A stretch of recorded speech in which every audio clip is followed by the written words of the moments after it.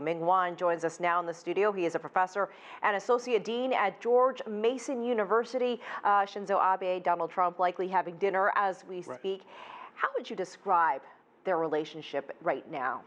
They have a very strong relationship, and Prime Minister Abe has been trying very hard for the past 2.5 years to forge a close personal relationship. He has largely succeeded. He wants to do this to advance Japan's interests, and in terms of trade in North Korea and other issues. As Nathan showed us a few uncomfortable moments there talking trade, but the Prime Minister has been to the United States quite a few times since Trump has been in office, and as you mentioned, try to forge a relationship. One of the big topics, though, this weekend is the DPRK and the Korean Peninsula. What do you make of the timing of these discussions, given we just saw Kim Jong-un speaking with Vladimir Putin in Russia? Right, and the Japanese government and Abe has taken a hardline position on North Korea. So they want North Korea to completely denuclearize. And so their position is different from South Korea. President Moon was just here 2 weeks ago talking with President Trump. And President Moon wants to be more conciliatory. And I think Abe clearly wants to encourage the Trump administration to take a hard line. Is it because they want to get their feelings in ahead of a possible third summit with between Trump and Kim Jong-un?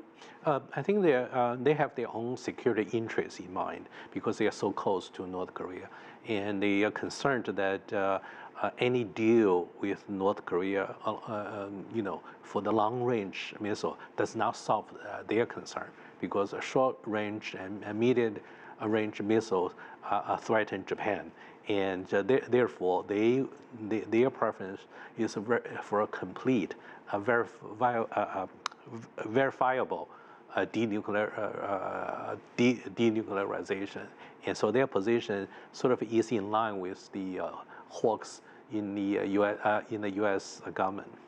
Turning back to trade, the Trump administration basically said this visit is about deepening global partnership. What are some of the other issues that will be discussed between these two leaders? Yeah, I think trade will be very much on their mind because they just had the second meeting in the bilateral trade. And as your lead piece shows clearly, President Trump has been complaining about Japan's trade surplus with the United States. And in this round, probably we'll talk about agriculture and Japanese automobile exports to the United States. And there are also sort of currency clause, which the Japanese are opposing. Do you think Trump is hoping to get something accomplished before that G20 summit in Japan in June? It's very unlikely he will get it. And part of it is that the current trade negotiation with China has not been resolved yet. And the Japanese sense is that until the trade deal with China is struck and they have some space, they're hoping to drag this on. All right, Professor Ming Wan, thank you so much for joining us. We appreciate it. Thank you.